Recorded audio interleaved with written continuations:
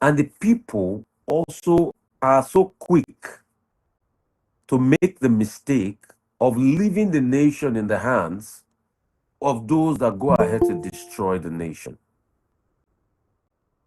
So the rights of people relegated, the hopes and aspiration of people taken away, the joy of people taken away. But when the people also say that we need to do something about our nation, and they don't do anything about the nation, then the country continues to go under. So a nation is destroyed because both the people that suffer the destruction of it. Please mute on the other end. Mute on the other end. I keep repeating one thing every time. Mute on the other end.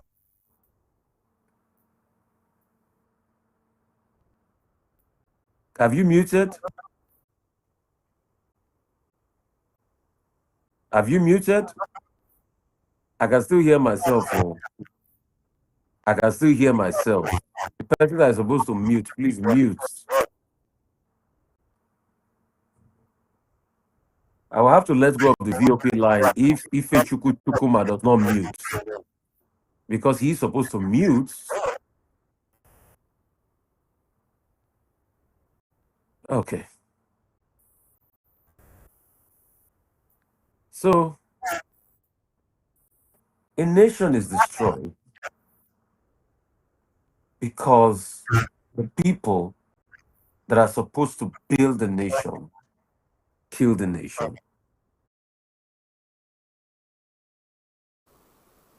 In every area, in everything that concerns the nation. And when they do that, then we start to have problems. Please, I would like to beg again. The people on the end of VOP, can you mute that channel? Mute that channel, please. I beg. I keep repeating one thing over and over again. Ha. Can you mute? Oh my God.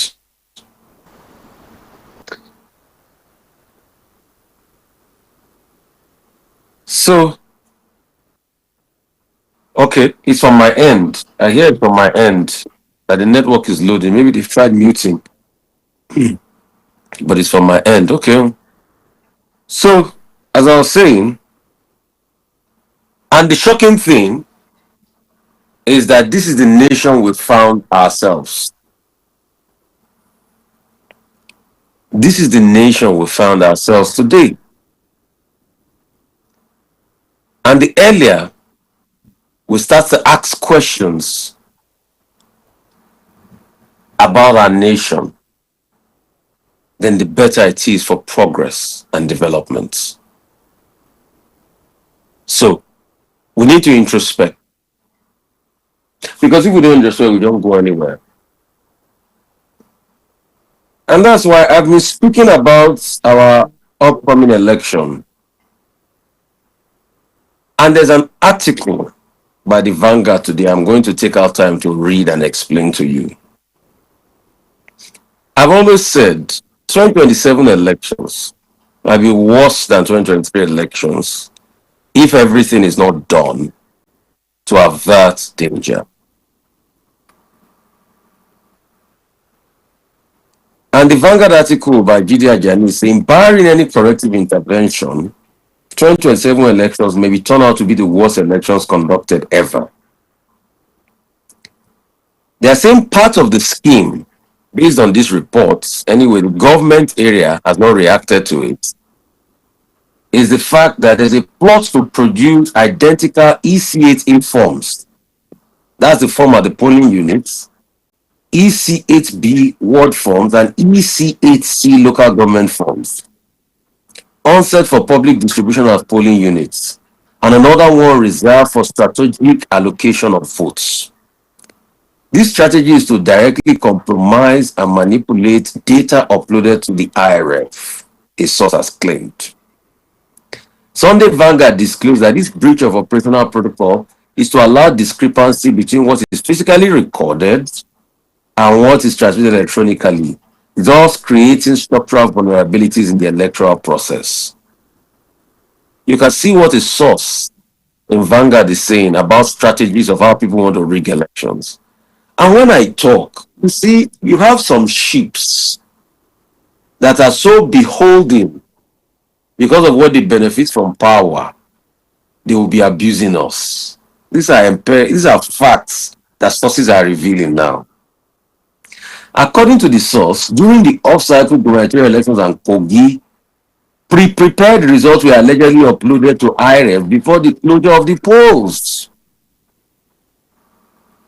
Anyway, the government will have to respond to these allegations. Civil societies observers in Edo documented cases where votes recorded exceeded the number of accredited voters, an anomaly of suggested irregularities. Alleged manipulation of ongoing registration. Sunday Vanguard discovered that newly created polling units often contain deliberately low voter population, enabling the registration of partisan supporters while constraining participation by parties other than the one enabling them as a stronghold. In addition, it found that the limitations on re-registration and replacement of lost PVC and transfer procedures exacerbate the risk of systematic disenfranchisement. The paradox is that INEC has not engaged in massive publicity to enlighten Nigerians about the category of citizens who should register under this current exercise. So those who lost their PVC or have a transfer of voting shouldn't register again, but approach INEC for corruption. Already, INEC claimed it had uncovered 27,817 multiple registration from just concluded continuous voters registration in Anambra, despite adding 146,000 new voters to the state register. The commission disclosed this in a statement by its National Commissioner of Voter Information, Sam Olumeku, on Thursday. Also, said they are shopping for the replacement of the INEC chairman who will be leaving. They said the investigation revealed that they have not bothered on any emerging plots to a suitable replacement, but one of the options being pursued is the confirmation of a useful individual as INEC successor. So we should also scrutinize whoever will be picked as the INEC chairman leading up to the elections. We stand for the truth. Because you see, if we don't ask questions and investigate the past of who will be picked as the INEC chairman, is that person that will determine the order of the day.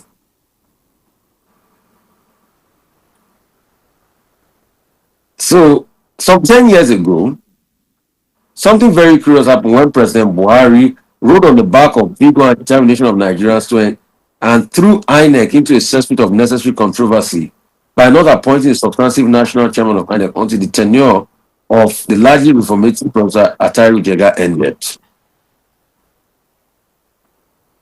So, we should also look at all of the elections. Matter of fact, I have always said, and it was written in the Ways reports, that the president should not be the one picking who will be the head of INEC.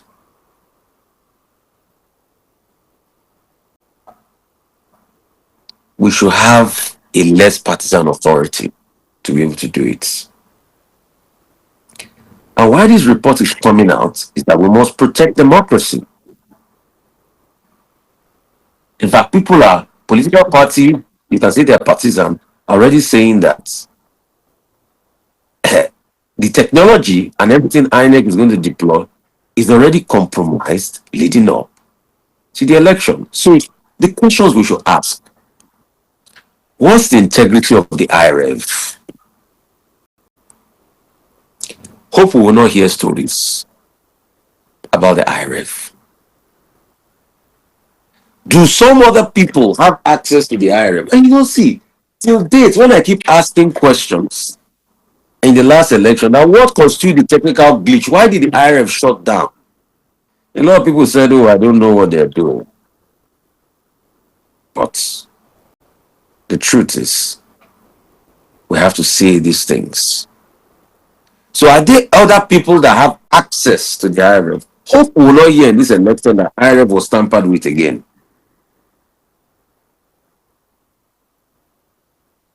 And you see, if as a nation, the citizens do not ask themselves questions, and see, please, you can go for yourself and go and read the article and enjoy it yourself on the Vanguard. The title in today's Vanguard, just go to Vanguard. It's called Bumpy Road to 2027. Politicians plot to rig, INEC infiltrated, Tinubu shop for Yakubu's successor. It's in the Vanguard of today. So go ahead and read it. It's in the Vanguard of today.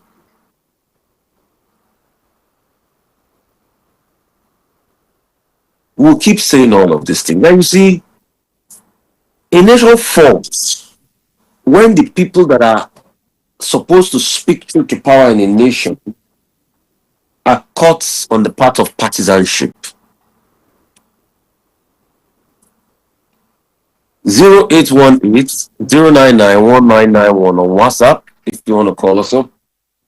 0818-099-1991.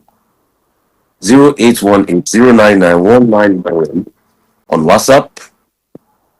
And you can also reach us on other phone numbers.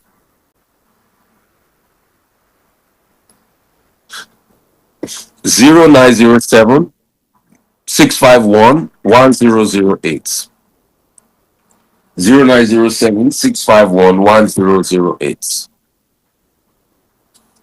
So now that you've heard this information, it behoves on you to be able to ask questions. Ask questions about how is the voter registration going. Ask questions about how is the state of the country going. Ask questions about IRF. Ask questions about voter registration. Ask questions about Form EC8A, B, and C.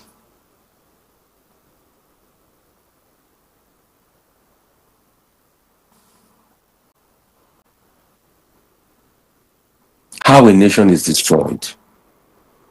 A nation is destroyed because people that are supposed to ask questions as citizens leave their responsibility and don't ask anything.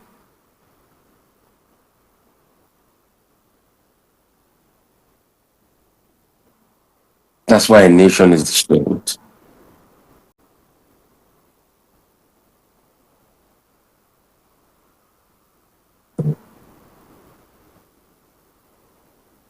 We should be careful.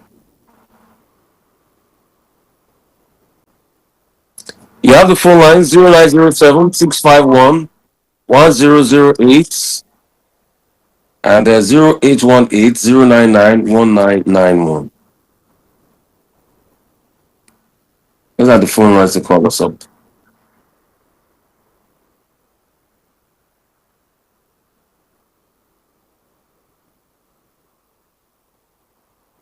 Call us up. Let us talk. A nation is destroyed because people keep quiet. Because people are content. And they say, as long as I have a good time and enjoy myself, then no big deal about life. And you forget that, see, even if you collect government contracts and you earn big amount of money, the day you will fall sick, the system you did not help to build will still be the system that will kill you. The day you will want to speed in your Ferrari, the bad roads that you didn't hold government accountable for will be things that will make you have an accident. So you think because you are benefiting by not calling evil out, you are doing somebody. You are not doing somebody, you are doing yourself.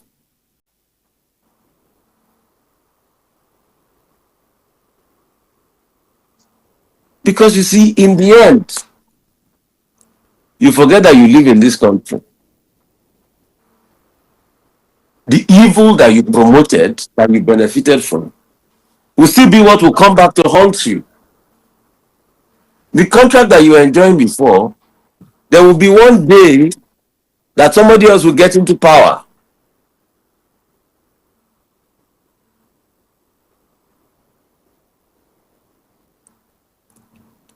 And when somebody gets into power, you will not benefit any longer. And that time you will cry foul.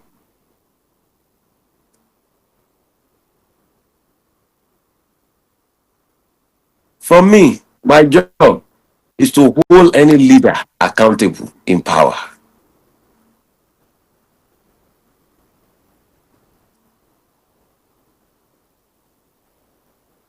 Some people say, Rufai, you criticize Tinubu too much. Prior to President Tinubu becoming president or running for president, do I have a need to criticize him? No. For me, my own criticism is for my country to do well. If you are in the hands of affairs going to lead my country, I will criticize you. The moment you leave the position, I stop criticizing you. You are no longer my business. My business is speaking truth to power for my country to do well.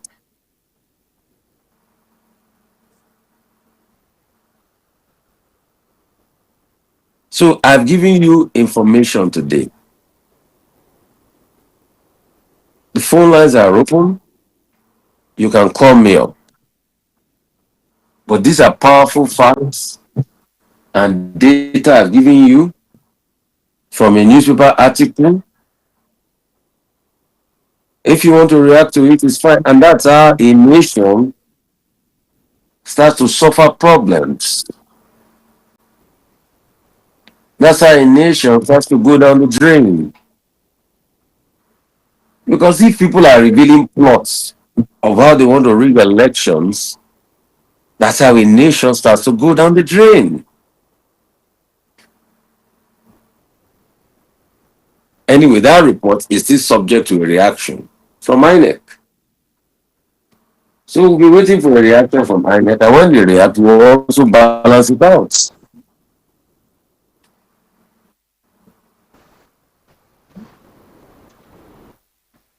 0907 651 1008.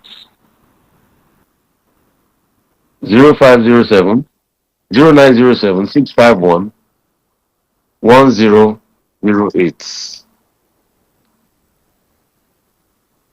And for those that are keep getting deceived by propaganda, it's best you stop deceiving yourself.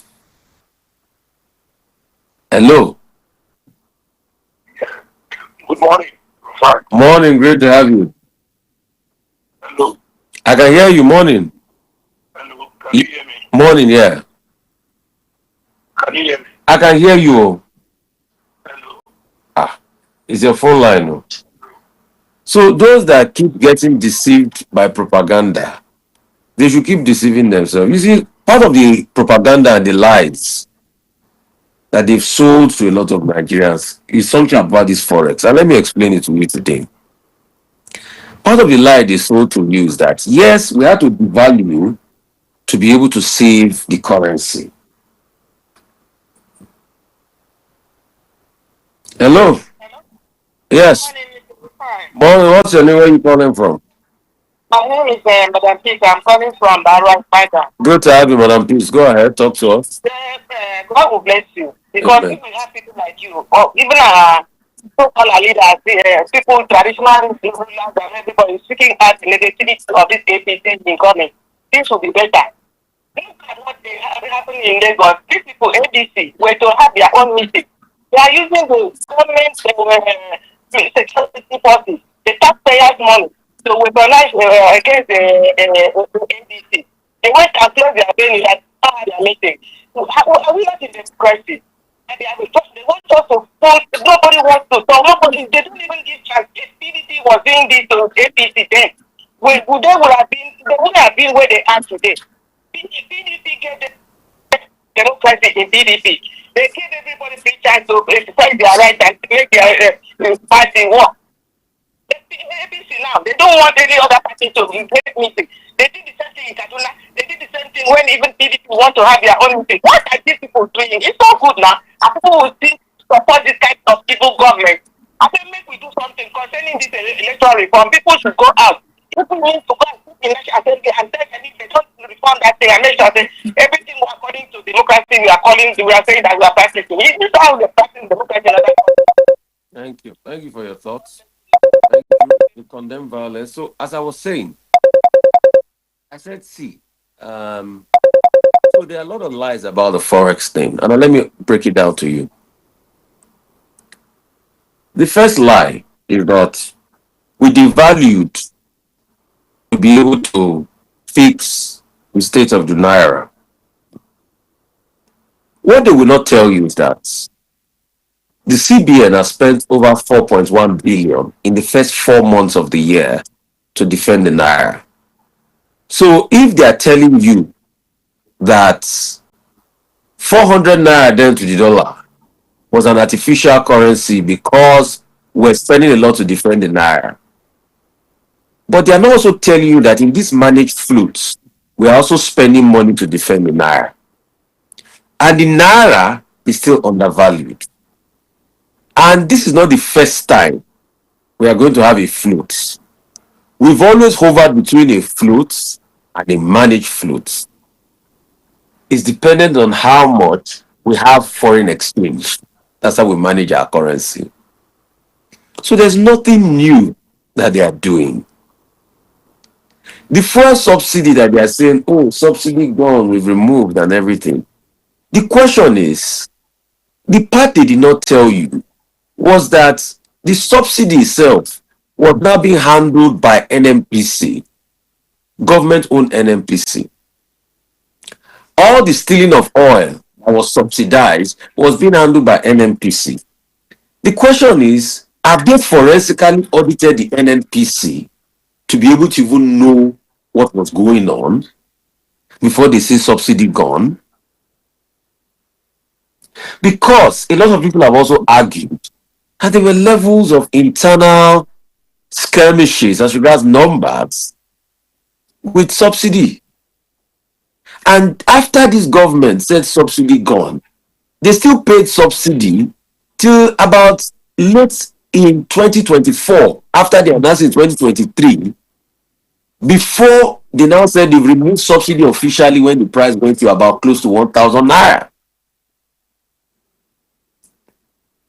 So after devaluing the lives of people and increasing and removing subsidy, and they say they've pulled out every subsidy, what they are not telling you is that what they are doing is a managed float, and they are still paying to defend the currency.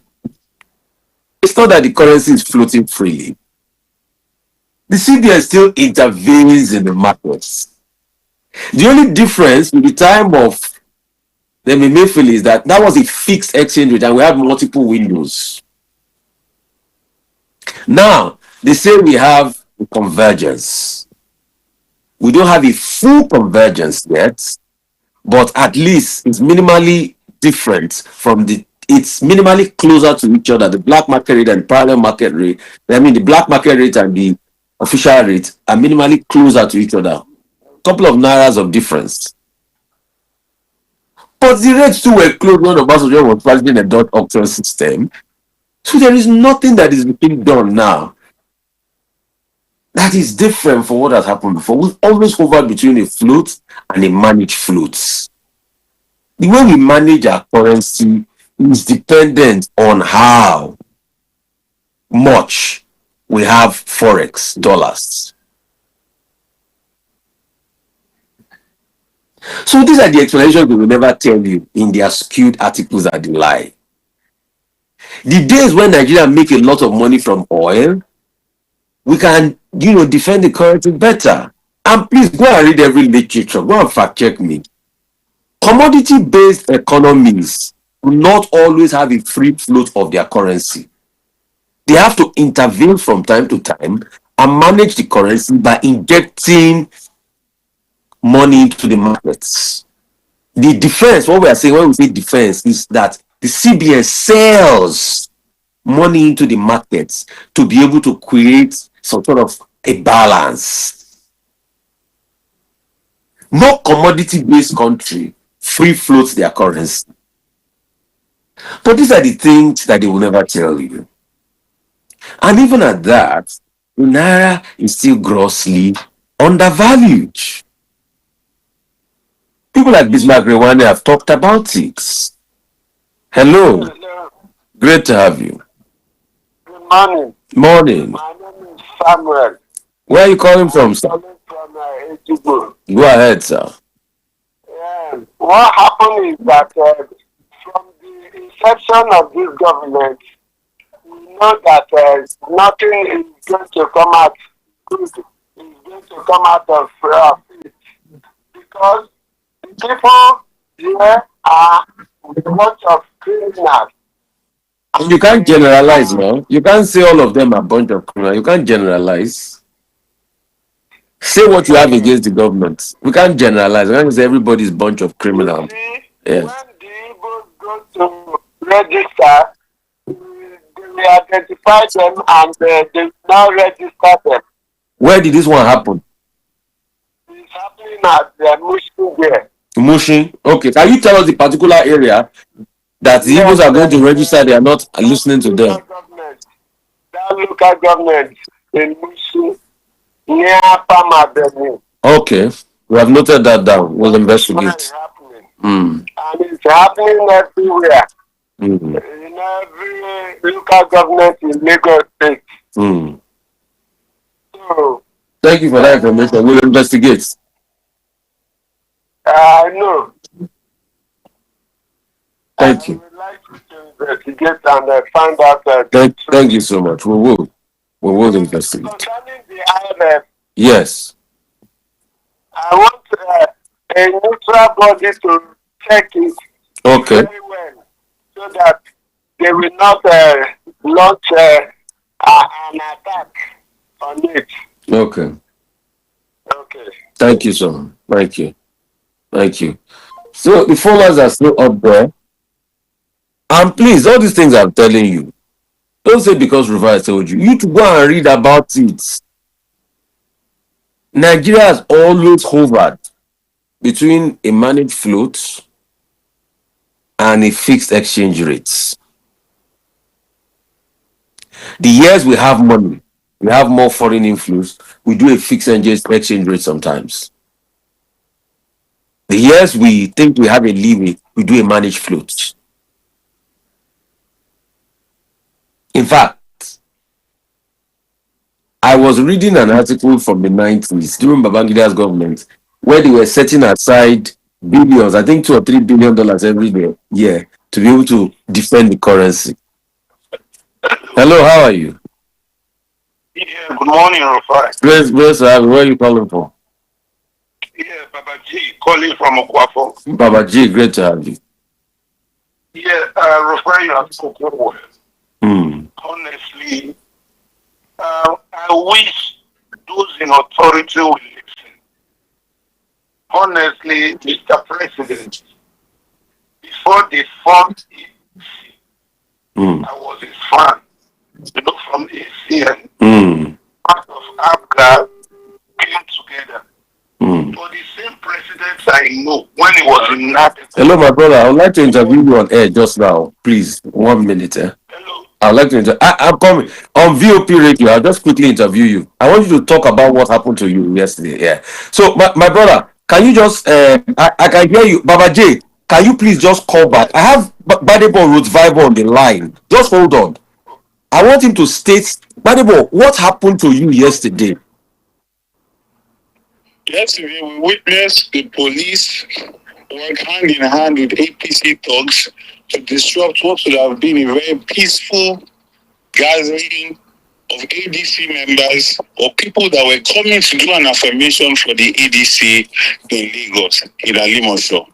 Now, it has to be said that on Thursday, we saw local government chairman of Alimosho in the company of over 80 armed policemen, a Black Maria, and several Hilux vehicles come and occupy the field that had already gotten and paid for with proper notification to the police. And then the commissioner of police then said we cannot do it there without giving us any reason. No reason at all. Just a verbal command and instruction. We cannot gather and enjoy our constitutional rights and privilege. So, Mr. Gbadebo Rhodes-Vivour, please let me understand this. You had paid for the venue. They have given you authorization to use the venue. Then thugs now came to attack on the same venue, and your cameraman was even injured. I don't want us to be confused. We had 4 venues. Okay. The first venue we paid for, the Lion Field in Alimosho, the police occupied. They occupied it. And then that same yesterday, an APC rally happened on that field. Right? We did not go there because violence would have happened. We got another option, a field in a church that nobody knew about until the very last minute. The police found us, forced the gate open, and ushered in APC thugs to destroy our entire event. And then sealed the place and said that I cannot, me myself that paid for the place, I cannot go in. They had over 40 to 50 people there. They barred off the road leading there, right, and disrupted that. And then we had a third option, which was the hall where we successfully did our declaration. So you said the police allowed APC thugs to come in. Do you people have the evidence for this? We have video evidence of all of this, and they're online as well. We have video evidence of all of this. The TPO was the one that located the venue. They came with police, told the security that we had there to go. Then thugs were ushered into the place, and the police were behind them. Right? So how did thugs, if police came there and discovered us, we have it all on pictures and video, how did thugs come to locate us? And what gave them the morale to carry out the level of damage on all the buses, people's computers, phones, and so much were destroyed in the presence of the police? And they left. Meanwhile, at the same time, the field that I paid for, the Lion Field, a peaceful APC rally was happening there. So your rally to declare for the ADC was disrupted, like you claim. The police allowed the thugs come to disrupt you, but APC went ahead with their rally. Yes, on the field that I paid for, without a refund though. Without a refund. On the field I paid for. So the police protected them. So they occupied that place and protected them while they did their rally. While they insisted that we can okay, I think event place in the church, disrupted it and sealed it and said we cannot have our event there. Okay, so did you try to reach out to the Commissioner of Police or the National Police Command on this issue? The commander of area. Hello? Yeah, can you say that again? You said the commander of... I said on Friday, I built the video of this social media to speak with the police that are events. This that the commissioner of police has come. That makes you to leave the whole time where all the and I waked up, I did not see him. I could just get another venue. I wanted around people to that Lion Field that I paid for. I didn't do that. I got another venue. No. You will not resort to violence, Mr. Gbadebo Rhodes-Vivour. So I just want to confirm. Why did you now have you left the Labour Party to ADC? I've joined the coalition. I've joined the coalition that the ADC is part of. And you know, there's a faction of the Labour Party that is also pro-coalition and are working to become part of the coalition as well. So you've not left Labour Party? I have joined the ADC as the ADC is a party of the coalition. But like I said, there's a part of the Labour Party that is also pro-coalition. Right? So it's a coalition. The ADC has been adopted as the party of the coalition. And we're in September. Primaries are going to start happening soon. Congresses are going to start happening soon. We need to start mobilizing our people, getting organized. Okay. But Mr. Rufai, what about the original members of the ADC? Those that were on ground in Lagos before you joined. Is it that people will just come and displace them? The chairman of ADC is George Ashiro. He's the state chairman. He's the one that conducted my affirmation yesterday. If you've seen the pictures or any of the videos, right? He's the chairman that's on ground. The secretary is the secretary that's on ground.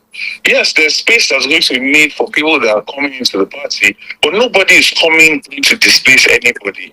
The idea is that we are trying to build a coalition.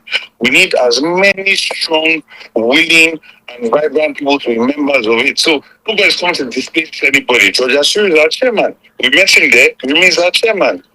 So do you want to run for governor under ADC in Lagos in the next election 2027? I intend to run for governor by God's grace. Okay. Please, another thing I'm going to ask is this. Since all of this has happened and your cameraman was hurt and other people were hurt, have you even reached out to the APC themselves, since you are a co-political party, to ask that what is happening? Wait, reach out for what now? I experienced 2023, right? This did not just come out of the blue. The reason why I had 4 venues was because I know that I'm dealing with animals. I've experienced 2023. I buried 8 people from 2023 elections. The people that could not work for months because they stood up to say that their votes are to count. There's a lady that was stabbed in the eye that said West Brown votes. That was Jennifer. That believes that instead of doing well for the people and making their lives better, they must sustain their power by violence and intimidation. I don't think I should reach out to. No, but as a political party, there's no how you will not have interface. Like when this happened, there's no how that you don't have the number of the governor, for instance, Governor Sanwo-Olu. Did you try calling him and say, Governor, what is happening? Did you even send a text message to him? So I think on again, you know, I don't like to deceive myself or tell myself lies. Our party will do that, right?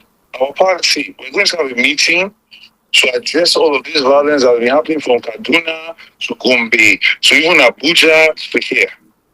We're going to come up with a position.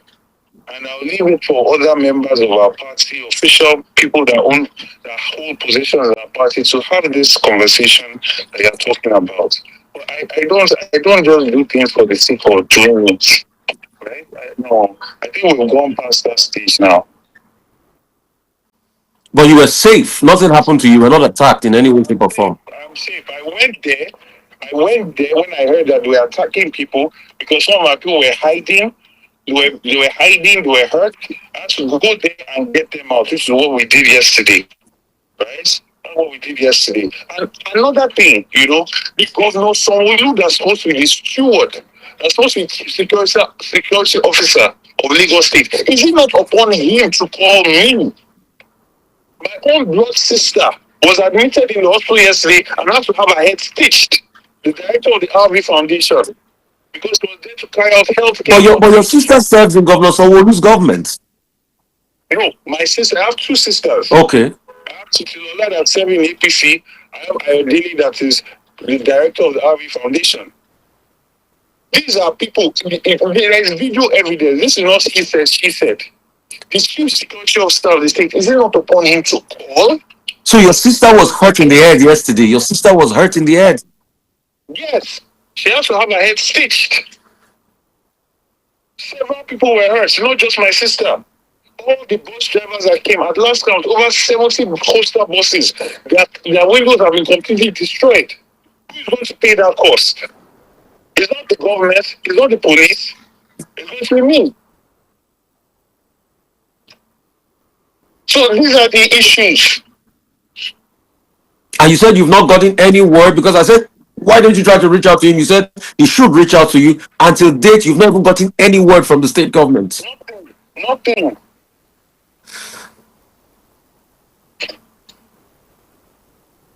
Okay. So sorry about your sister. I hope she's better. And so sorry about other people that have been hurt. We'll keep a watching brief. We just have to also say we are not going to be deterred.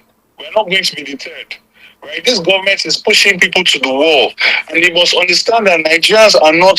They are not weak. They are not cowards. They should know, because they were the generation that faced the military. We cannot continue pushing people to the wall like this and expect that everything is just going to continue like this. We experienced 2023. They should be conscious of this when they're taking these actions. They should be. Okay. One thing is certain, Mr. Gbadebo, I would definitely still call you next week on this show to be able to know what was going on. See, we're having the show. I saw some of the videos on social media. Then when some of our listeners here were saying, what happened to Gbadebo Revival, we should inquire. That's why I quickly put a call through to you this morning. I thank you so much for obliging us. So sorry about what transpired. I will keep calling out the authorities. I will call you next week on this show again to know situation of things. Thank you so much. That's Gbadebo Rhodes-Vivour, governorship candidate of the Labour Party in the state. Baba J, I'm so sorry I cut you off in the middle of the call. I just needed to take that conversation with Gbadebo Rhodes-Vivour. It's not that I mitigated you. I am so sorry. Please forgive me, Baba J. If you can do well, you call back. I would so much appreciate it. But please, you heard the conversation there about what transpired yesterday. In fact, it was just one of the viewers that was talking about it again on the link right here on Instagram, because we're on radio, we're on Instagram, on Facebook, and I said, let me reach out. So I'm so sorry. Hello. Hello. Great to have you. Oh, Baba J, is that you? Yes. I want to tell you that this government have employed the activists, and we need to. Oh no, you are not Baba J. You're not Baba J. There was a person I was talking to before I talked to Mr. Gbadebo Rhodes-Vivour. Please, he's the one I want to talk to, because I cut him off midway. You've spoken before. So sorry, I apologize for that. I just needed to take that call, and it was not planned for. That's why, very impromptu here. We just try to get people on, and that's the power of this media and this. And you see, I just called him now to be able to inquire what happened. But you can ring us up on the numbers 0907 651 1008. 0907 651 1008. Okay, I think we have some calls coming in. Oh, hello.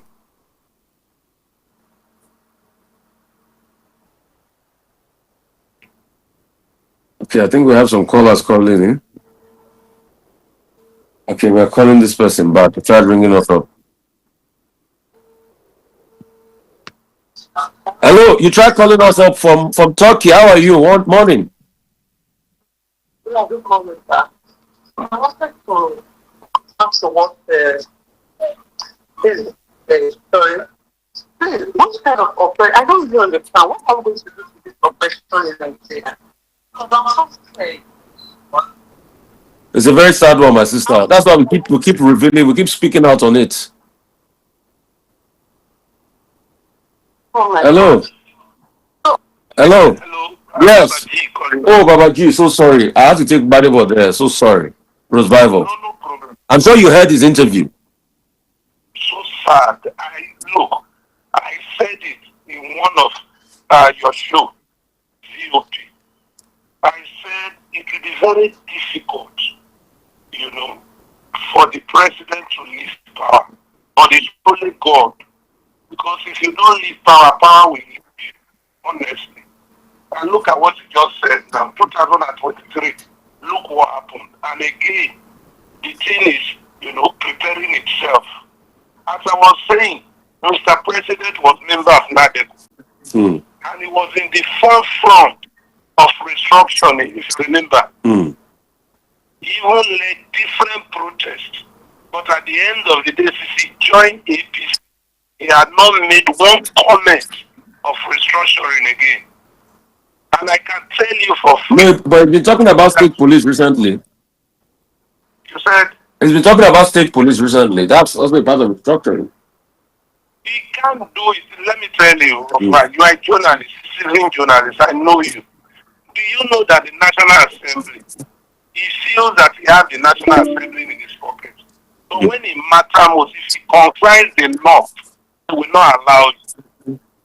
That is when the president of the Senate will realize that Nigeria is not the way you are looking at it. If he's going to give executive B, how do you call it, the National Assembly, for state policing, I can tell you for free that the northern senators will shut it down, honestly. And let me leave it here for other callers. Thank you very much. Thank you. Thank you. So on the show today, we had a quick chat with Rhodes-Vivour. We also reviewed the commentary by Vanguard newspaper about the plans by some politicians to rig elections in 2027. And there's a lot we've had on the show. I pray as you go this week, God will bless you and keep his face over you. He'll protect you and he'll help you in every endeavors of your life. It is well with you in Jesus' name. It's been a great Sunday here of Impact and Insights. Thank you so much for joining us. God bless you all.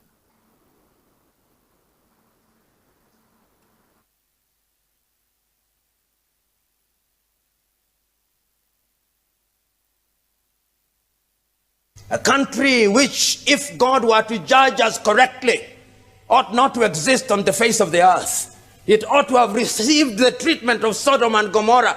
But the only beauty in Kenya is that God has found 50 people. That is the only reason why God still preserved this country. But his patience is running out. Our cup of iniquity is getting filled by the day, and we do not know it. How is it getting filled by the day? On a daily basis, we are becoming a country where greed is celebrated. We give men and women opportunity to serve, and they steal from us. We give men and women the opportunity to preside over our health services. They acquire expired drugs, and women die, and children die. We are accusing Adolf Hitler of Holocaust. That is Holocaust of another kind. We are giving men and women the opportunity to preside over our transport department. They take the money, compromise the quality of our roads, and men and women die on those roads. And then we say that that is not genocide. It is genocide. And those men claim to be Christians. We give men and women the opportunity to preside over our counties. And our nurses are on strike for 1 month. And our doctors are on strike for 1 month. And not the president, not the opposition leader, not any member of parliament talks about it. And we celebrate them because of our ethnicity. You, the Kikuyu, say, Modowa Nyuba. You, the Luo, say, Oduadu. And you, the Kamba, say, Osa Vinyamo Kamba. How can a country run that way? How can a country run that way? And we claim to be Christians, and we are so corrupt. We are destroying the next generation. And that is why James, in the book that was read at chapter 5, verses 1 to 8, tells and warns them that you oppressors, the gold and silver that you have acquired shall corrode.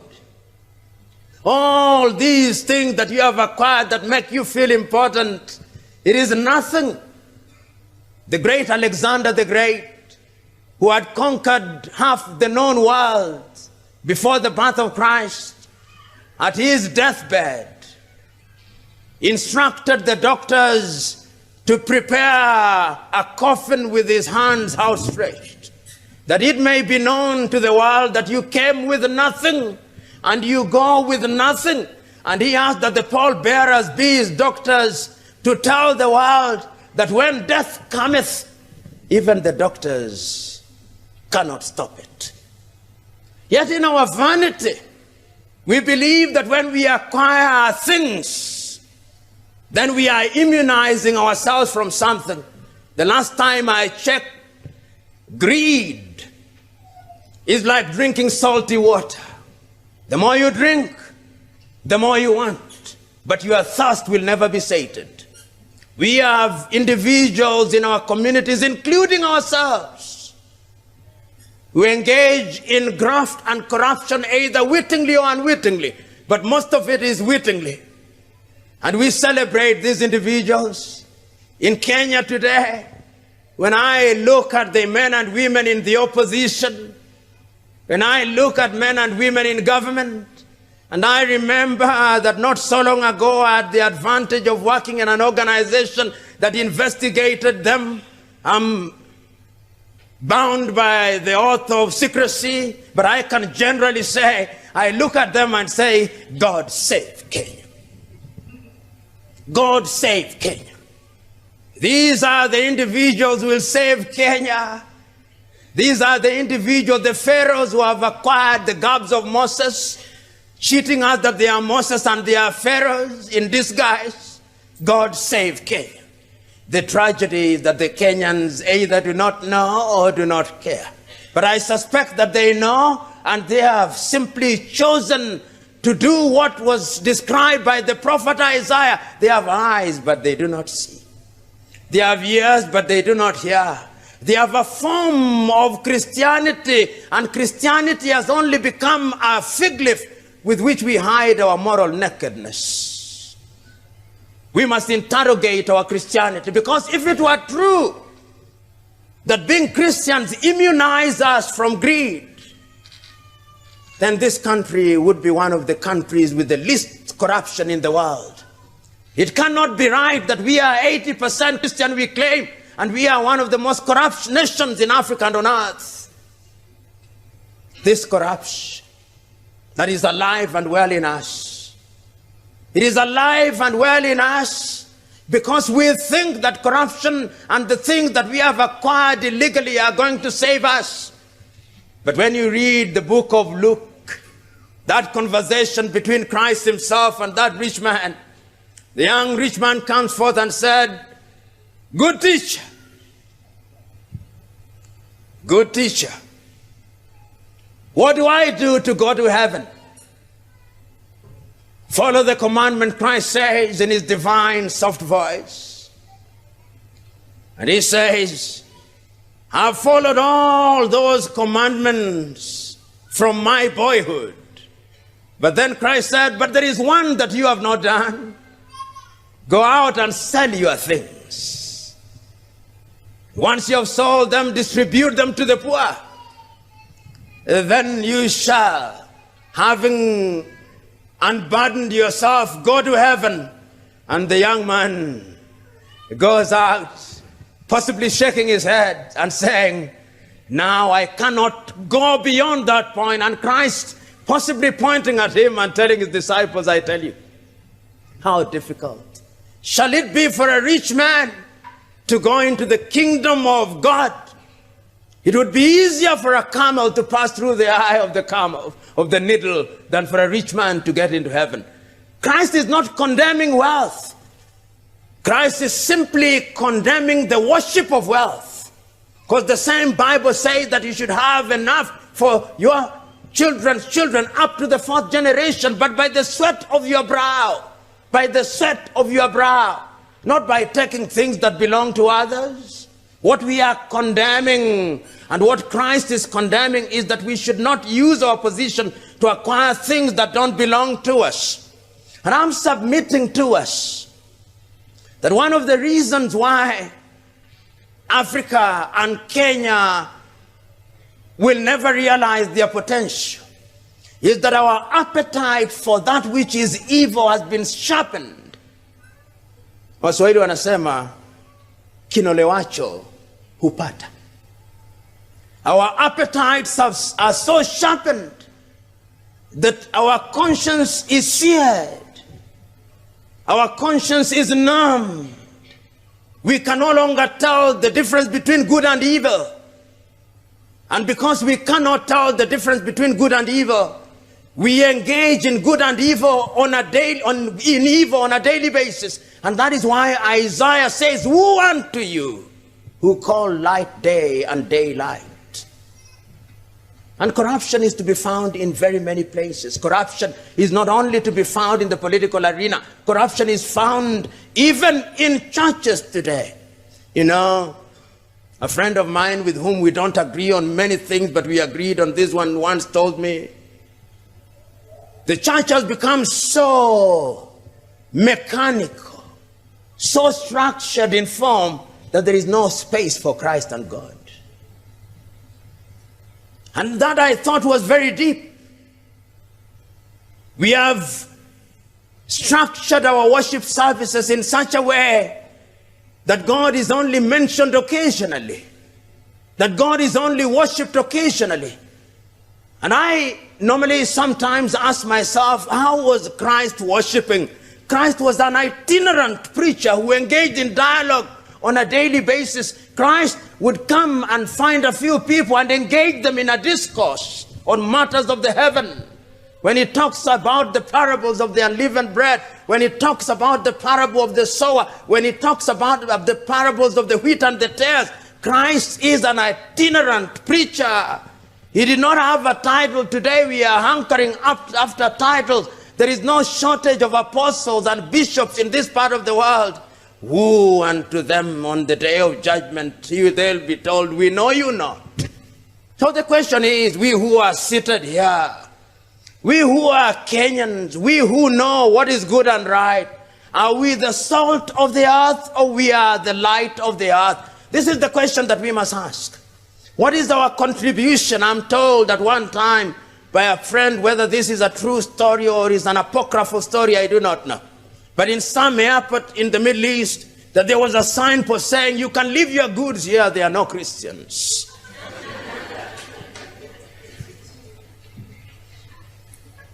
There is a sense in which that statement is made tongue-in-cheek, but it has a hidden meaning. I'm sure that even in this church, when you are making an altar call, the pastor finds it fitting to say, as you come for the altar call, you ladies, take care of your bags. Because even within our ranks, Satan is alive and well. Within our ranks, Satan is alive and well. Every corner we turn, Satan is alive and well. Remember that temptation is always there. Even Christ himself was tempted. So that what Christ is telling us to do, he also went through. He had the agony. I keep on saying, before Golgotha, there was the agony at Gethsemane. There is no Golgotha without Gethsemane. And there is no resurrection without Gethsemane and Golgotha. So there is no triumph without temptation. It is your ability to resist temptation that defines who you are in these matters of corruption. And I know many thieves in this country. There is no shortage of thieves in Kenya. There is no shortage of thieves in parliament. They are there, and they are also good men there, but few. Recently, on national television, a member of parliament from a place called Sirisia, I do not know his name, that member of parliament, but he was asked about corruption, and he said on national television that we normally receive bribes between 10,000, 100,000 and 50,000. All of us, he said on national television. And he was asked a direct question, do you yourself receive bribes? He says, I do. And even right now, he said, there is a matter in which I'm involved, in which fellow members of parliament have asked for 56 million and he asked the interviewer, who can refuse money except God? I'm telling him that we can refuse money, and we have. There are good men in this country. I subsequently sent an SMS to the ESCC telling, arrest this individual. I'm still waiting for the answer. Because I believe such a one as that ought not to occupy the position of leadership, but I fear that such a one as that will be re-elected again. And when you elect such men and women to come to parliament, we can pray and fast all we want. But the last time I checked, if you elect Lucifer and his angels, there is only one thing that is going to happen, something satanic. And I'm submitting to us that indeed, as we are looking at the country today, and you watch these individuals in the 47 odd counties, these men and women, the bulk of them, are making promises to us. They are telling us they'll build bridges where there are no rivers. They'll build bridges. They are now telling us that they shall cause manna to fall from heaven. They are telling us that they shall make ice out of water and water out of ice. And they shall make fire out of ice, they are telling us. They are telling us that upon their election, our lives will change dramatically in the same way that Paul of Tarsus became Paul. They are telling us that Kenya will become El Dorado, the land of gold, on the day of their election. They are telling us that their manifestos contain the secrets of alchemy that will allow us to convert bronze into gold. They are telling us that the skyscrapers of America in New York will be transplanted and be planted in Kitui. They are telling us, they are telling us that all the beautiful things that are happening in Europe will, in the twinkling of an eye, invade our country and will never go back again. They are telling us, and unfortunately we believe them. We believe that they are latter-day alchemists. We believe that they are latter-day Simon the sorcerers. We believe that they are going to part the Red Sea of our lives. We believe that they shall erect pillars of fire to separate us from latter-day pharaohs. We believe that they shall knock stones and water shall come out of them. Who betide us? Those things will not happen. Because the last time I checked, an elephant only begets an elephant. How can it therefore be that a rabbit tells me that he'll beget an elephant? How can it be that hyenas are now telling me that they shall give forth lions? It cannot happen. It will not happen. And we believe it. We are co-authors of our own misfortune. We are co-authors of our own misfortune. The Bible is so clear that thou shalt reap what thou hast sown. But what are we sowing now? I want each one of us, because corruption is not only restricted to bribes, no. Inspect your heart. In the little things that you do in your office, when your child does not have a pencil at home, do you take a pencil from the office to take it home? What do you do in private? Because we are in the business of doing that, and you don't think that that is corruption. You imagine to yourself, if every worker were to take a pencil from your place of work. Those of us who love this country, which country is great in prospect, we must begin to say something. You know, whenever I've talked about corruption, I've always said that there are two ways of dealing with the corrupt in this country. To tell the king and the queens that they are naked, there are two ways of doing it. One of the ways is to be found in the synoptic gospels, and is what I call the way of John the Baptist. You go out into the agora and shout, "You Herodians, You have an illicit affair with the wife of thy brother Philip. Thou stands condemned. You say so in the agora. You will be arrested. Then there will be a dance at which Salome will dance so well. And Salome will be asked to name her prize. And Salome will name her prize as the head of John the Baptist. So if you choose to shout in the agora against corruption, you must be prepared to pay the ultimate price. How many of you are prepared? Because the last time I checked, if you've not found anything, Martin Luther King Jr. used to say, for which you are prepared to die, you have no business living. All of us must find something for which we are prepared to die. Then we are worthy of living. It is incumbent upon us as Christians and patriots to point out the evils that bedevil our country, not with the arrogance that will inflame the anger of the leadership, but with the firmness that will open their eyes. We must do that consistently without fear of consequence. But there is another way also of doing it depending on the circumstances.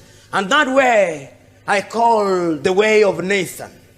Nathan visits David and he tells David, "O king, in your kingdom there are two people, one very rich and the other one very poor with only 2 animals, and the one who is very rich takes the one from the poor one." And David says, if there is such a one is my kingdom, then such a one should be punished. And he says, "O king, it is you. You have taken Uriah's wife, and you have sent Uriah into the battlefield, and he is dead there." There is a sense in which we must determine what is the right approach. There are times when you use the method of John the Baptist, and there are times when you use the method of Nathan. Choose what is appropriate. Choose the instruments of first resort when first resort is at hand. Choose the instruments of last resort when the last resort is at hand. But never, ever stop doing the right thing. Those of you who are familiar with the World War II will remember this famous report, which I do not render in the manner in which it was rendered, but I render it in this manner without losing its substance. The famous statement attributed to Martin Niemöller. When they came for the Jews, I said nothing because I was not a Jew. When they came for the communists, I said nothing because I was not a communist. When they came from the trade unionists, I said nothing because I was not a trade unionist. When they came for me, there was nobody to say anything. The moral of Martin Niemöller's statement is, and when there is danger, shout against it. And we put it so very well in Kiswahili, mwenzako akinyolewa kichwa chako kitie maji. Because there is a sense in which you could be the next.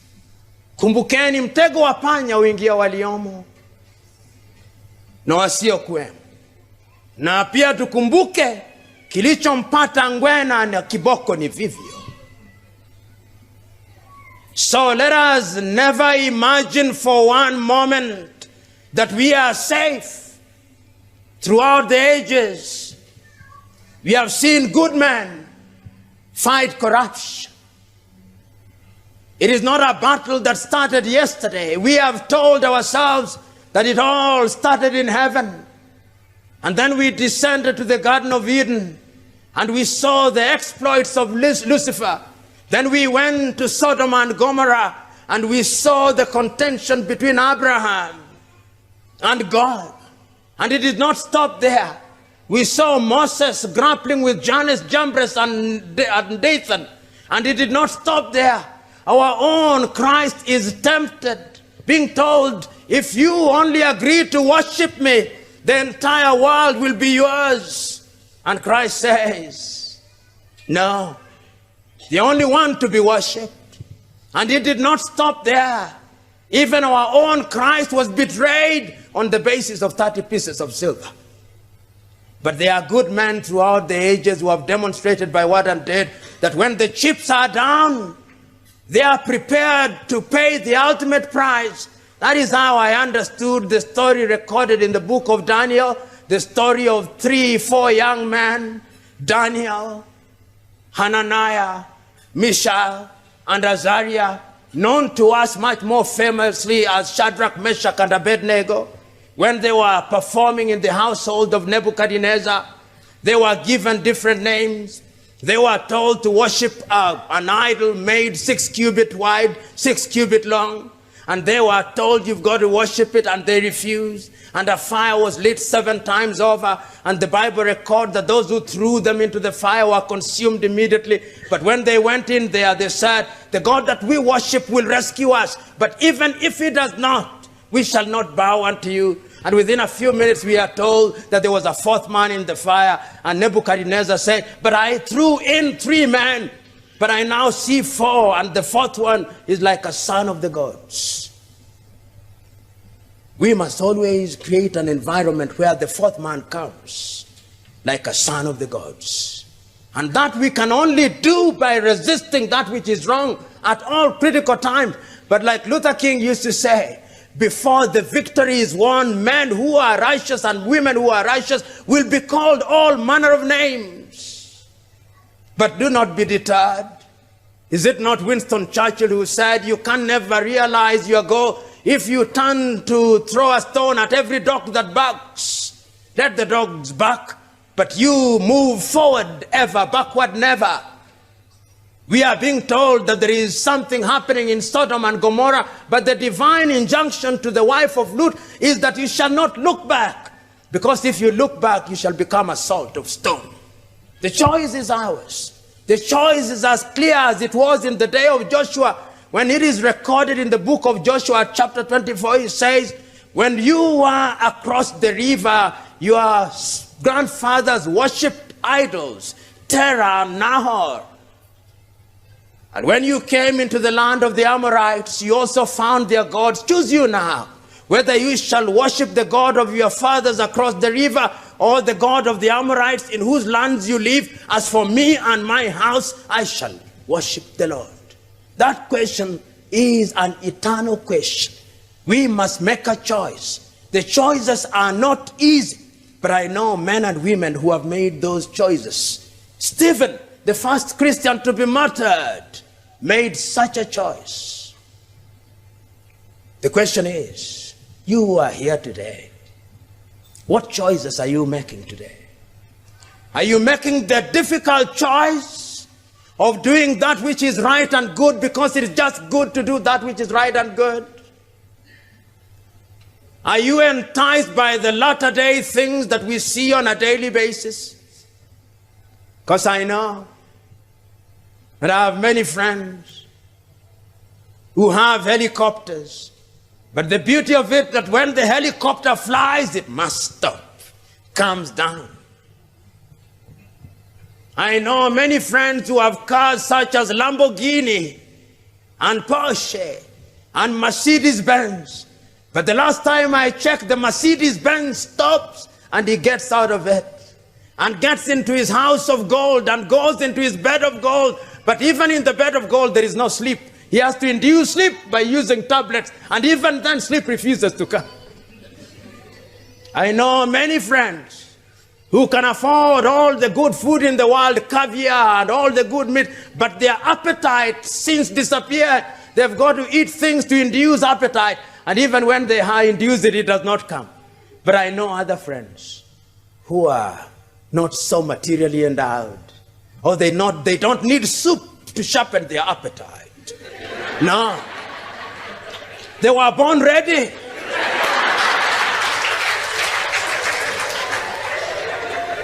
You bring forth the food and they consume it. They don't need it. I know poor friends who do not have beds of gold, but even when they sleep on the floor, they sleep soundly for 8 hours. And they don't have nightmares, they have sweet dreams which they have forgotten in the morning. I know friends who have nothing, they have no television, they only play drafts, and they enjoy it so thoroughly. They don't take out an insurance, no they don't. God is their insurance. And there is a way in which the God that we worship has a way of turning all these things in a positive way. And that is why I look forward to the day when we shall have in leadership men and women who love this country. I remember an old man with whom I had the privilege of working for a short time, former president of Tanzania, Julius Kambarage Nyerere. On the day that he left office, after 24 years in office, it is reported he had only 8,000 equivalent of United States dollars in his account. That is just about the amount that our MCA uses over a weekend. Mwalimu Nyerere, after 24 years, that is all he had. With a single house in Dar es Salaam and another one in Butiama, our MCAs and our governors within 4 years have 80 and 40 houses. And if you look at them, they have expanded so exponentially that even suits can no longer fit some of them. If you look at them, they are even running away. Has it ever occurred to you that our leaders are running away from something? They are running away from themselves. When they go to the barber shop, the first thing they ask for, a man, dye my hair that it may not be white. If God divinely said that when you grow old, your hair turns gray, why are you running away from your age? And when you have men and women who are running away from themselves, from their appearance, how truthful can they be to us? They are little things, but they have something to tell us. I'm submitting to us that time has come, that we must remember that this country will only realize their potential the day that good men and women have the opportunity to serve. The Bible that we read has numerous stories telling us of how the people enjoyed when good men and women were in authority, and how they suffered when evil men were in authority. This country that I live in, that I love, has great potential, but potential is only potential. We have sinned and fallen short of the glory of both God and man. We must repent and be of contrite hearts. And our repentance must be total and complete, because the God that we worship cannot be mocked. He knows in advance whether our hearts are contrite or not. So today, if we are liberating ourselves from the 7 deadly sins, let us ask, and Koigi Wawa Mwere, who is a friend of mine and who is a Kenyan who has been wavering recently between two opinions, has written a beautiful book called Towards Genocide in Kenya, The Curse of Negative Ethnicity. And Koigi says, and I agree with him, that the tragedy of Kenya is that our low voltage ethnic warlords have hypnotized us, and they have made us believe that we only must follow them. And we have turned them into gods. We have deified our political leaders. We have treated them as God for so long that some of them now think that they are gods. Some of them now think that they are the Messiah. They suffer from the Messiah complex. They believe that God has sent them with a direct instruction to rescue us from latter-day pharaohs. No, they are not. And it is our duty to recognize and unmask them, and to know that they are only humans, and to remember that they are Dathan and latter-day Jannes and Jambreses. And when we do so, the God that we worship will liberate us from corruption of the morals. I know also that we have a curse of ethnicity. The God that I worship is a God of diversity. That God, in his divine wisdom, chooses to create human beings, some brown, some pink, who we call white. They are never white people. I've never seen a white person myself, but they are pink, but we say that they are white. Then there are some who we call yellow. They are not yellow, they are just brown of a different shade. Then there are some negroids, and within the negroid race there is a wide spectrum. And when the God sits upstairs, he must say, behold, what beauty. And we, in our own way, because as it is in heaven, so it is on earth, when we are creating things, when we make a piano unto ourselves, we give the piano the black keys and the white keys. And when we hit at the white, we hit at the black. How melodious the music, the combination of black and white. Even I, black and white. How melodious. The God that we worship is a God of diversity. That God loves the Kikuyu of Kenya for their industry. That God loves them. That God loves the Luhya of Kenya for their energy. That God loves the Taita and the Wakamba for their humility. That God loves the Maasai for their agility. That God loves the Luo of Kenya for their quest for perfection. That God is the God of diversity. And then that God brings them into Kenya and tells them, produce a melodious music that sings Kenya. And we are refusing to do that. We are judging each other on negative things. We are asking that we be judged by the content of our character. How is it that when you leave your home, you leave your beautiful child whom you love in the care of a Luhya maid? How is it that when you leave your home, you have a Kamba maid who is looking after your child? How is it that you have a Kikuyu plumber, you have a Luo carpenter, and that you have, as man manning your gate, you have a Turkana, and then when you are electing the president, you are told it must be from your tribe. I can never understand that logic. What you want is a man or a woman who fears God, who is going to ensure that Kenya thrives. And I look forward to the day when on the 8th day of August, we have the opportunity to select. The choice is very restricted, unfortunately, but we are saddled with them. Let us look at men and women on the basis of their ability, not on the basis of their ethnic extraction.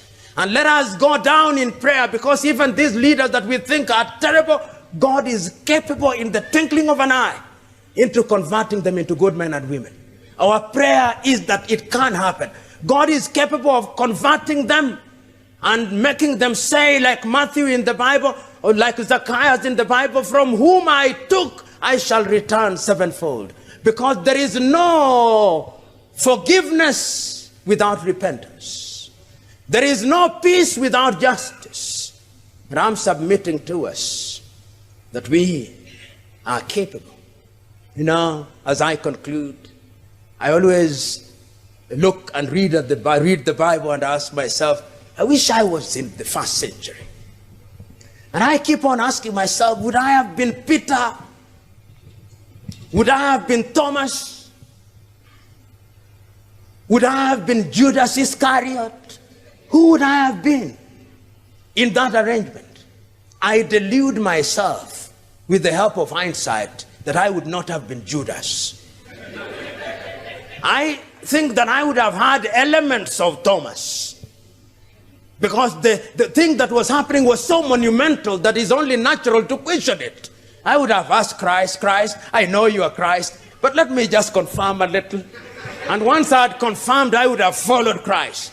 Those are moments of doubt, and I ask myself, the eyes go down, and as I think about things like corruption, and I see to myself that Christ has been crucified, and Christ is in the grave, and everybody has gone their way. Peter has run away, and everybody has run away, and all of them are in a state of depression. They are saying, there was once a man who came, we thought he would liberate us, but they crucified him. This thing has ended. Then I remind myself that 2 women go to the grave in the morning, and lo and behold, there is nobody. And lo and behold, they are told, why do you look for the living amongst the dead? And I remember that there is a journey to Emmaus. And I remember that the 72 are gathered somewhere on the day of the Pentecost. And I see to myself that perhaps this is the day of the Pentecost. And that we are mincing over these things, and we have our own day of the Pentecost. That after you have gone through these series of teachings about the 7 deadly sins, and it has been exposed to you, and after you've been forewarned that in fact, if you don't change your ways, then you will have eternal damnation. And today we are talking about corruption, and we know corruption is a bad thing, and we know we have been victimized by it. I'm assuming to myself that the God of heaven is up there, and that is looking at us in his own divine way. He'll not be dramatic today. No, there'll be no parting of the Red Sea in that dramatic way. No. There'll be no pillars of fire. No, not in that dramatic way. There'll be no manna from heaven in that dramatic way, because he gave us an instruction. Go ye and subdue the world. Go out and part your own Red Sea. Go out and make your own manna. So there is a day of the Pentecost today. And I want and I believe that after we leave here, you will all be speaking in tongues. And that you'll be speaking in tongues, and what you'll be saying, no more negative ethnicity.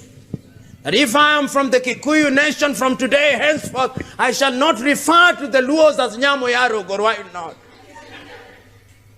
That if I am Luo, I'm not going to refer to the Kikuyu as Jarabuon. I'm not going to do that. And that if I am Kamba, I'm not going to say Mekamba Kevindio. I'm not going to say Osa Vinya Mokamba. But I'm going to say, like the Luhias, Vinduba Chenjanga. Things can change. Ladies and gentlemen, it can be done. We must do it. Let us live our Christianity. That does not mean that we will not sin, no. Winston Churchill said that success is moving from failure to failure without loss of enthusiasm. And I'm submitting to us that in our quest to meet Christ and to do good, we will move from failure to failure. But we must never cease to be enthusiastic, because the more we try, the more we reach close to our target. It can be done. It must be done, because if it is not done, we are done. God bless you, because God is from everlasting to everlasting.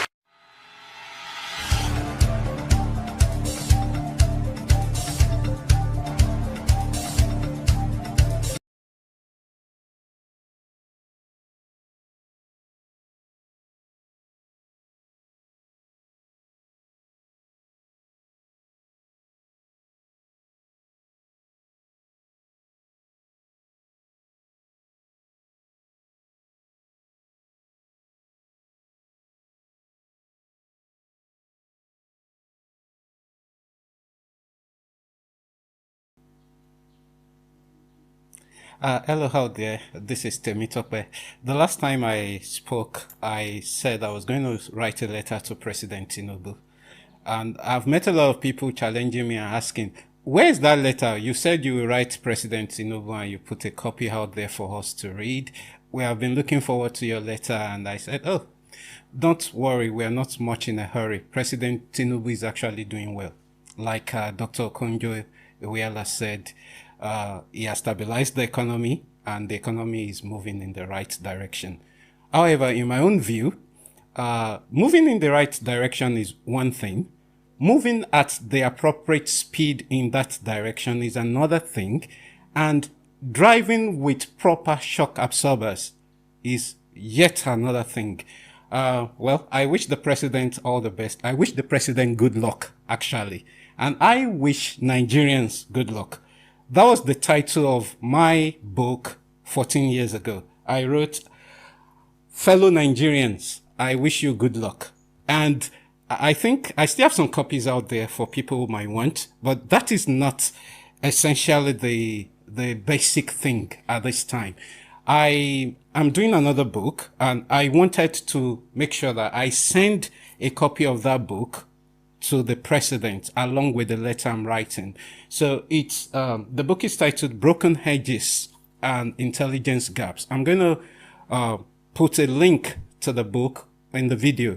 So the book is not yet finished. We still have a long way to go with the processing. So that's what's delaying the letter. So if I've not put out the book there, or put a copy of the letter out there, it's the book that is actually delaying it. Now, it's not everything that we should politicize. I think the Nigerian social media space is often divided.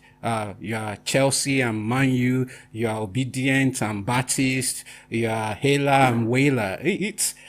Life is not always in black and white. It's not always split into a dichotomy. We can work together. We can look at issues together in a progressive way.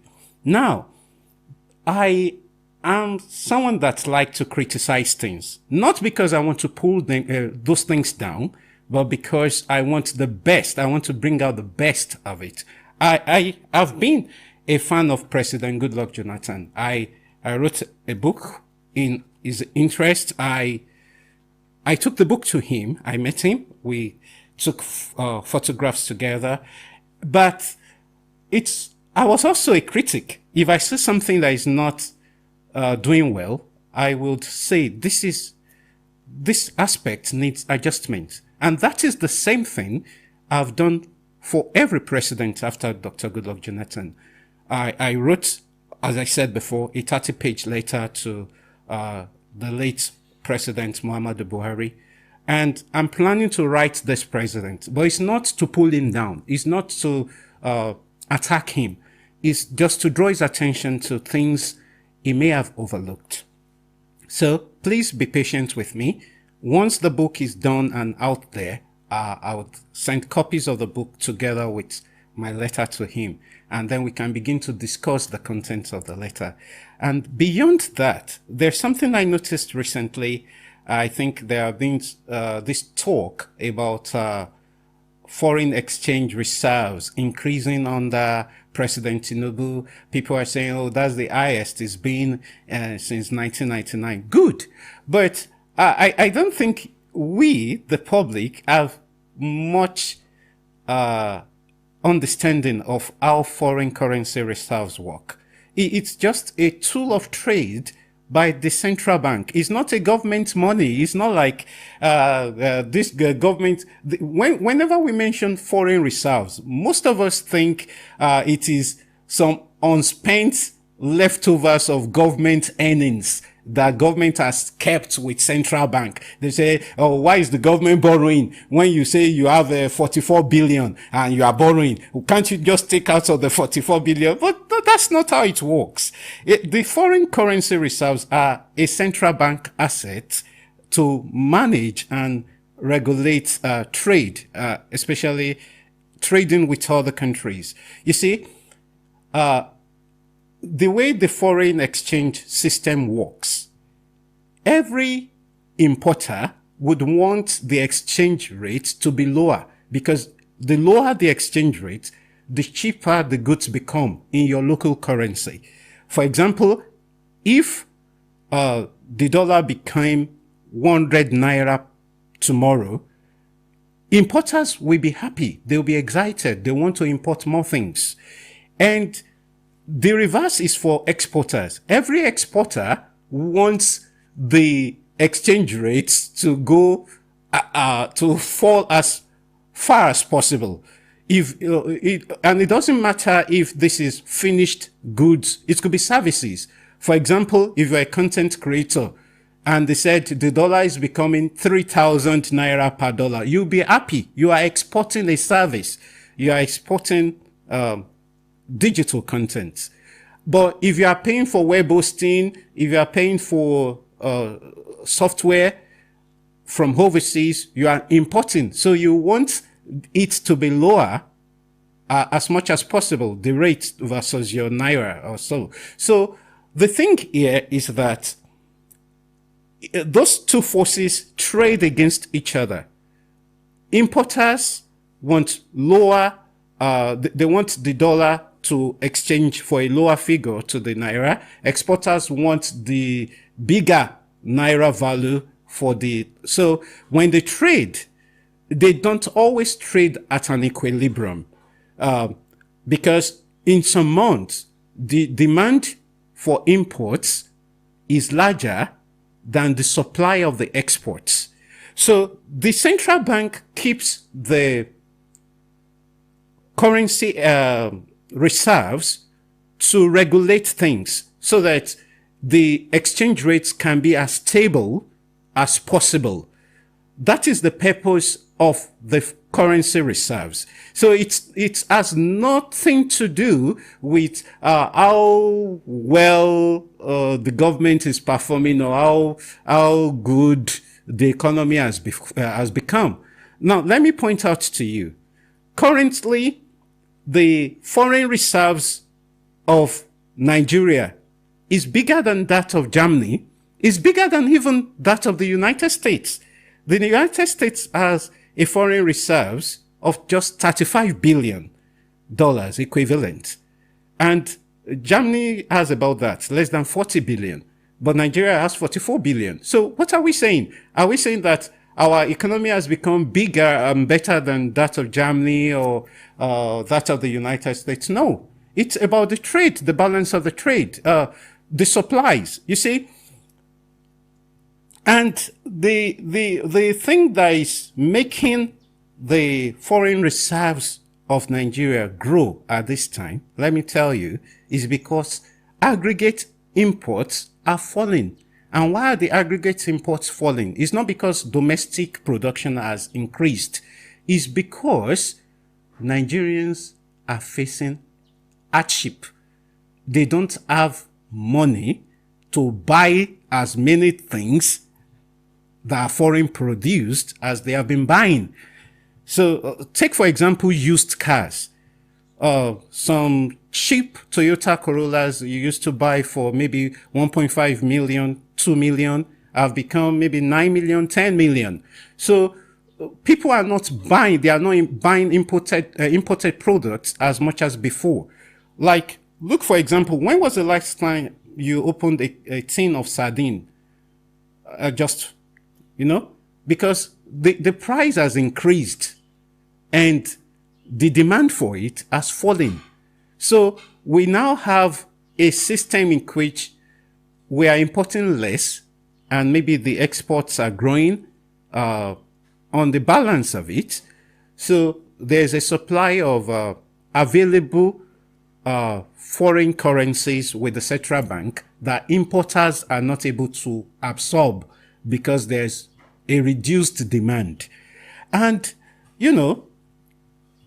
if tomorrow, let's just assume, there's an increase in salaries across board for all government workers and everybody in the public sector, such that everybody now has more naira on them, and you see, they want to buy things. And most of these things are imported, from jeans to toothpick, to toothbrush, to whatever you think.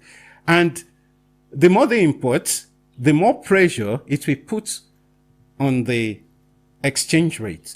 But the central bank keeps a supply of foreign currencies to manage the balance between the importers and the exporters. You don't just want to leave it to them to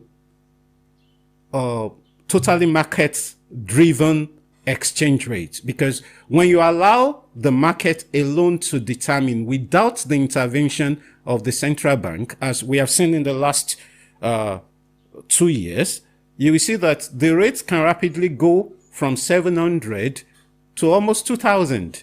And if you leave it, it might continue falling until it becomes unbearable for importers. But at some point, the central bank will have to augment the supply of foreign currencies in the market, in the forex market, so as to stabilize the rate. That is all there is about the foreign exchange reserves. And you see, for example, it depends on how much the country is importing, the aggregate imports. Let me tell you, China has a foreign currency reserve, I think something above $3 trillion, about $3.2 trillion.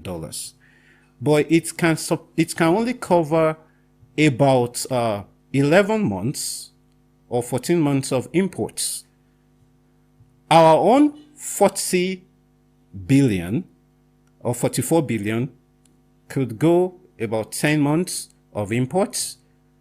The United States 35 billion can cover only 3 days of imports. But the US is not bothered because they have a steady supply of forex from exporters. Is a major exporting country. So there is no big reason to keep a large supply of foreign currencies just because you need to fulfill the demands of importers. So it's not a thing to stress about. Let me make some analogies. Suppose you walked into a canteen and the restaurant owner is telling you, I have 20 bags of rice in the store. It used to be 12 bags of rice. What would you need that information for? It's not your headache. I want to just buy a plate of rice from you and eat. I'm not bothered how many bags of rice you have in store. The person that might want to worry about how many bags of rice you have in store is somebody that maybe has a contract of daily supplies from you. And if there is scarcity of rice out there such that this person is thinking, oh, there might come some days in which I want to buy rice for my workers and you won't have. That's the person you need to reassure about the number of bags of rice you have in store. As far as I am concerned, I just want to order a plate of fried rice and get out. It doesn't matter to me whether you have 20 bags of rice in store or 200. Your rice reserve does not matter to me. So the central bank's foreign currency reserve is not your headache. It's not a thing to make politics about. It was bigger under Jonathan. It was smaller under Buhari. It's now biggest under Tinubu. All trash. Trash talk. It's not your headache. What you should focus on is the rate. The rate is what affects you depending on which side of the trade you are, whether you're an importer or you're an exporter, and the sustainability of the rate for planning purposes. You know, planning is important. If I want to order something from, let's say Germany, and at the time I'm ordering, the dollar is 1.5, and I already told customers this thing will be sold for 15 million. But by the time it arrives, the dollar has crashed to 2.5. I will have a difficult time selling this thing. So I'm not able to predict, and then I'll start putting arbitrary prices and all that. But if it is relatively stable, then I can plan well, I can market well. That is the essential thing about the foreign currency reserves. And mind you, the central bank can build up the reserves at any time, but it will affect other things. Tomorrow, the central bank might decide that, okay, they want to build the reserve to 60 billion. They will just have to buy it. It's not that the government is necessarily earning more. You buy it. It's a trade. So the foreign currency reserves is just how much of currency of other countries the central bank decides to keep at a particular point. And they use that to strategically intervene in the foreign currency market. So stop bothering yourself about it. It's not an indication of how well the economy is performing. The things we want to look at are how are the real wages in the country? How is the growth? How is the foreign direct investment?